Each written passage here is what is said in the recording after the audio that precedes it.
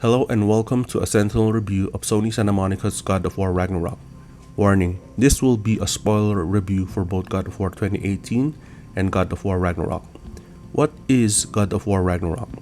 God of War Ragnarok is the sequel to the God of War 2018 game released on the PS4. God of War Ragnarok is developed on both the PS4 and PS5 platforms, and I am reviewing this game on the PS5. The new game continues the journey of Kratos as he deals with the repercussions of not just leaving his past Greek life behind, but also his conflicts with the Norse gods. Kratos has a son named Atreus, and he is no longer a boy. Atreus has his own personality and has developed new powers. In God of War 2018, Kratos killed Baldur. Freya, mother of Baldur, is now on the hunt for both Atreus and Kratos. Thor and Odin are also not far behind, after Kratos and Atreus killed two of Thor's sons. Both Thor and Odin will now appear as major characters in the sequel. So what are my expectations for God of War Ragnarok? My expectations for this game is that this game will be the true heavyweight and high budget game for the PS5. I am not only referring to the year but for the PS5 era. God of War to me has always carried and represented the PlayStation brand on its shoulders since the PlayStation 2 era. The God of War franchise always have the best graphics and gameplay for each of its iterations, garnering high praise. Personally, I hope it can match the 2018 edition of God of War, as that game was able to pull off a huge reinvention for the God of War franchise. My expectations are sky high, and I hope this game at least meets them. God of War Ragnarok is another God of War game that has big expectations to meet, especially given how well the God of War 2018 was reviewed and the number of awards it won. Story-wise, I was very intrigued about what will happen with Loki or Atreus. Loki is always portrayed as the main villain in Norse mythology. Giants were the enemies of the Norse gods. Of course, this game will have its own version of Norse mythology, so I am very interested to see how Atreus or Loki's fate will play out. Will Atreus turn and become the villain? A lot of storylines need to be wrapped up, and there are still so many things unresolved. What are the game mechanics of God of War Ragnarok? God of War Ragnarok retains the same action-adventure game with some role-playing elements. You play mostly as Kratos and you battle it out with countless foes, semi-bosses, and the actual bosses. This game allows Kratos to travel across the 9 realms of Norse mythology. Scattered throughout the 9 realms are various items to power up the stats of Kratos, enabling him to gain new powers and abilities. There are plenty of puzzle elements in the game, and the user needs to figure out how to solve them using the existing weapons and abilities. Kratos will still have his numerous combos and weapons. It will still be brutal like before. I would say God of War Ragnarok has a Metroidvania type of gameplay, as Kratos needs to explore new places to gain new powers and backtrack to previous areas that were inaccessible before. Gaining new items and weapons will allow Kratos to reach certain areas. What impressed me the most for God of War Ragnarok?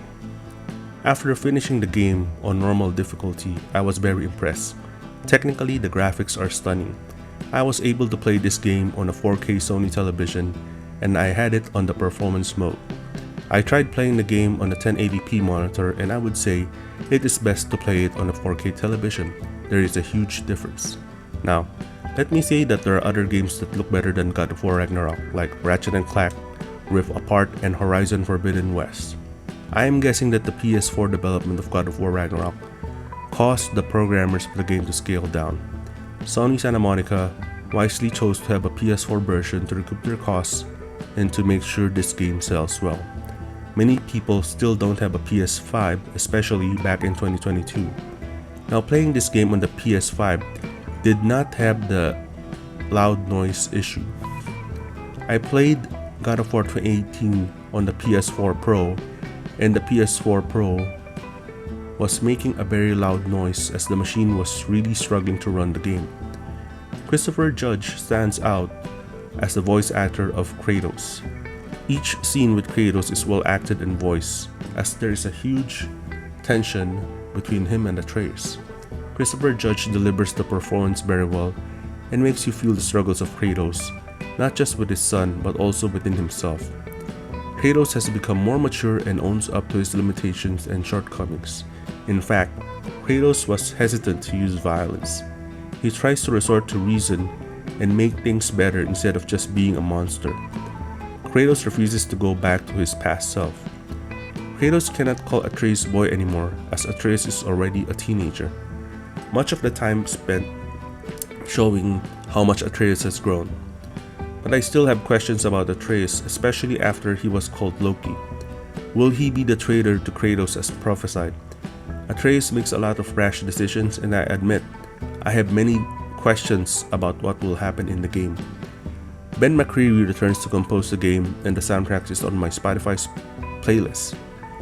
The soundtrack has many similarities with God of War 2018, not that it's a bad thing. What are my disappointments or gripes about God of War Ragnarok? When I started playing the game, I noticed that there were chests and other items that were within viewing distance. For me, it was a bit overdone seeing these power-up items too much. I know I have to search and work for these items, but it seems every time you turn left or right, we see another chest or item. Too distracting perhaps. Fortunately, the game is generous with power-ups. You can easily finish the game by collecting the important items and improving your stats by finishing off the enemies. I feel that God of War in the Norse mythology was supposed to be a trilogy of games, but was cut down to 2 games. I was surprised to learn that God of War 2018 game director Cory Balrog said that this game will be the conclusion to the Ragnarok saga. Playing God of War Ragnarok, I did feel the massive content of the game. It feels like the contents have at least a game and a half worth of assets, stages, characters, and so on. God of War Ragnarok has areas that are huge, like Vanaheim. I think these realms could be a testing ground on future God of War titles, as it might change game mechanics to something similar to open world games like Elden Ring and the Assassin's Creed series. My criticism would be, these large regions feel hollow and are unrewarding. Exploring new stages should bring in wonder and fulfillment. There should be a reason why the character went there. There should be an entertainment value. Currently, some open world games are criticized for being repetitive and uninspired. The world is large, but there should be fun in playing them. Angerboda is a good addition to the God of War Ragnarok series. However, I did not enjoy playing through her stage. The boss in that stage feels silly to me, though I think the stage may appeal to a much younger audience. But I will give the designers their props. Jotunheim is a beautifully crafted stage. Tyr to me is the biggest letdown of the game. There was promotional footage of Tyr standing up next to Kratos, and Tyr's height dwarfs that of Kratos. Now this seemed like a formidable battle between the 2 gods of war. Tyr's form was imitated by Odin to gain more information about the plans of Kratos and Freya against the Asgardians. This was the major surprise of the game, that Tyr was Odin all along. What let me down was how lame Tyr was as the Norse god of war. His voice actor was sleepy and uninspired, by design. I would say I find both fake and real Tyr annoying. There is a secret way to free the real imprisoned Tyr at the end of the game, but was it worth it? The real Tyr is a pacifist. He seemed to be doing some form of yoga as exercise. Bottom line, Tyr brought nothing to the story or game. He was merely a bystander of sorts. How weak is that? Another shocker of the game is the death of Brok. Brok and Sindri are brothers and serve as sidekicks of Kratos and Atreus. They provided comic relief to the main characters. The game simultaneously killed Brok and then revealed Odin as Tyr. To me, this was a very big deal initially, but for some reason, the effects of these events seemed diminished as time progressed. Odin to me was a bit of a disappointment. He was supposed to be this puppet master who pulled all the strings, but I never found him to be formidable or scary. Odin looked too common and sounded too normal as well.